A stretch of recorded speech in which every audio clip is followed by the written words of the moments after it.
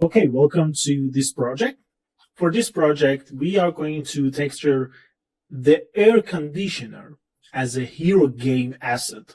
Okay, and for a hero game asset, we need to keep details, some details, big shapes in the topology and model, and we need to keep high quality and the best quality in the texture for this asset.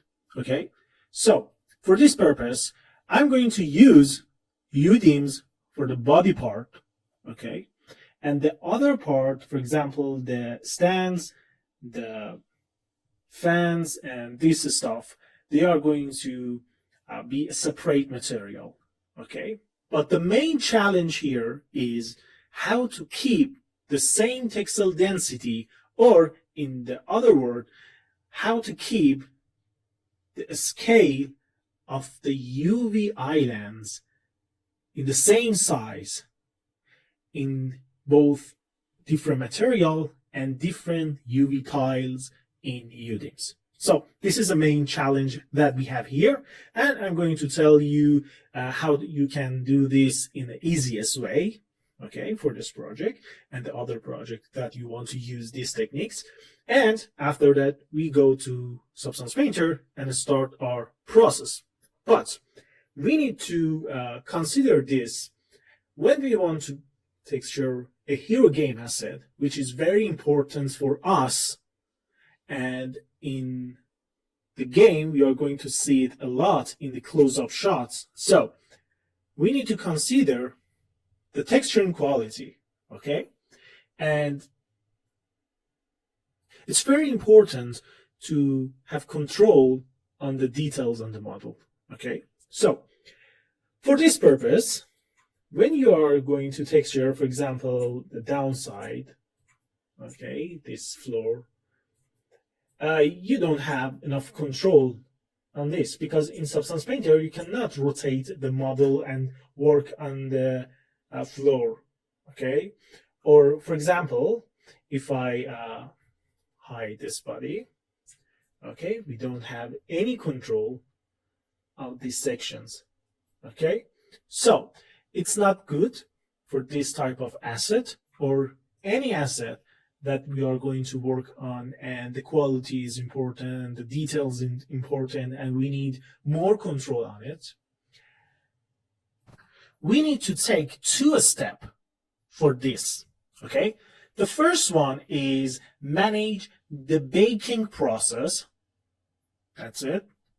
So we need to control which part is going to affect the other parts, and they are going to be like stick together or separated. So we need, for the first step, take care of baking process. Okay. So for this project, I'm going to use the explode technique. So we are going to make separate model, and each part is going to be far enough from the other parts. So when we bake each part, they are going to affect on themselves, not other part. Okay, so let's show you what mean explode. I'm going to show you, don't worry. And after that, we need to manage the texturing part. Okay, so for the texturing part, I'm going to use the technique which is called clone. Okay, so let's focus on the baking process. I'm going to show you what mean when we call the explode technique. Okay, this is the original one. As you can see, the model is assembled and everything is okay, and we are going to render this model after all. Okay, so for the baking, I'm going to create this arrangement. Okay, this is body. This is a section related to the fans and the radiator and the screw part. Okay, so this is the second one. This is the first one. Okay, and the third one is the stand, the fans, and the other stuff here. Okay, so when we bake mesh maps on this model, the AO, the curvature, and all these mesh maps, which is related to the texturing part, and they are important, we can control in this way. Okay, in the AO, for example, let me explain you in this way. For the AO, in the original method, like this, we have a dark area here, and when we want to texture this part, okay, there is just AO, the darkest spots. So it's not good for the texturing part, okay? But when we bake the mesh maps in this way, it's not going to be all dark area here, okay? Because there is no things, there is no any model to affect in this area, okay? So that's it. I'm going to show you the difference between each of them, the assembly mesh maps, it's good or not, and this explode method, which is good or not. We can discuss it later, but this is the first action that we are going to take, okay? So there is another technique. We are going to discuss about that in the next project, so don't worry. The explode is very good technique for baking a complex model, but we are in the modern age and we have a modern way for do it. But explode method is very good for controlling manual baking, okay? Controlling manually the baking process. So we need to learn that, and after that we can use the explode or the modern way, okay? So that's it. And this is enough for the baking process. I'm going to show you this part in the future, near future. And let's go for the texturing part, okay?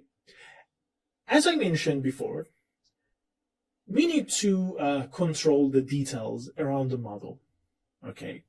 And for example, in the baking, we create separate model to control the effect on the model on each other. Okay, so let's go back again on the original one. In the original model, I couldn't control any data here because this model is on the way.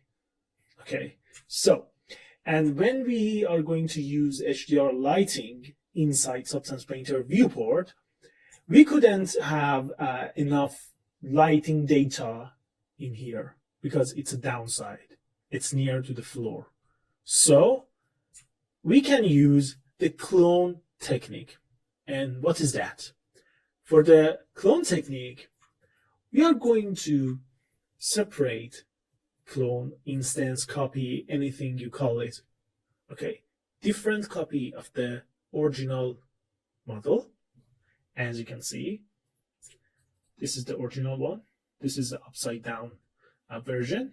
And this is the rotate version in both left and right, okay? And when we are texturing inside Substance Painter, we can texture and we can see the result of the texturing in anywhere on the model, okay? Because they are going to use the same UV, the same data from the UV and the material, so they are going to show you the same, exactly the same effect from the original one, okay? So we bake data from this model, export the mesh maps from this arrangement, okay, from this set of the model, and after we bake this, we are going to import and give the mesh maps to the project that we create with this model, with the set of this model, okay?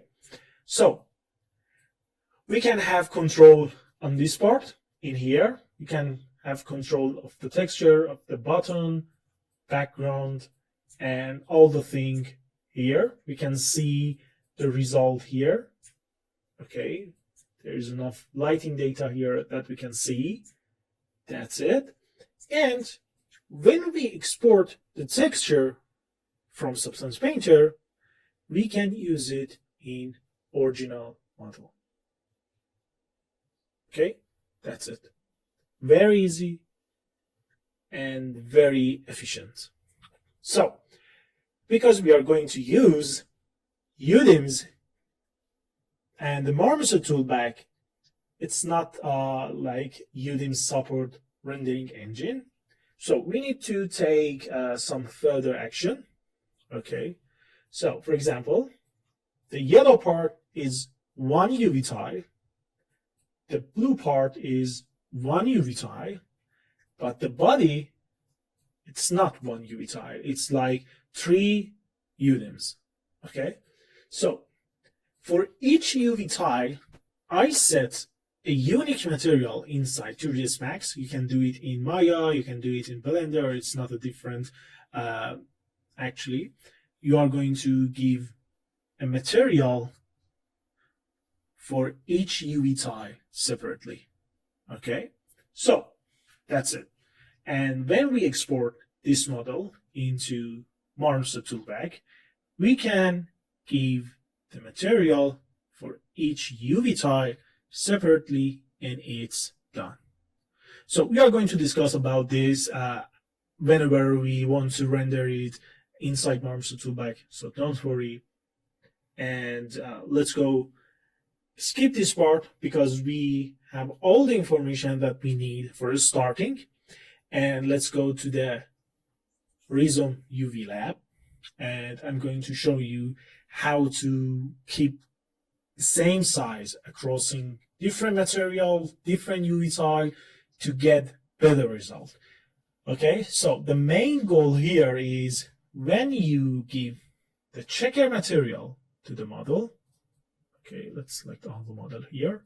And when you give the checker material, as you can see, we have the same scale. Listen, we have the same scale of the UV checker on the UV, the whole UV. It's not different from each material to each material, the material to material, okay? So everything is like the same size, the same UV, except the back part here, because it's going to be dark, solid black. So it's not mandatory to have the same scale here. Let me show you. Okay, except this part. But we have the same UV scale all around the model. In different part of the model, different material, different UV tiles, and we keep this size exactly the same. So how we can do that? Let's go for the UV part. I'm going to show you some technique to keep this and use it in your project. And after that, we are going to start the baking process and make this air conditioner awesome.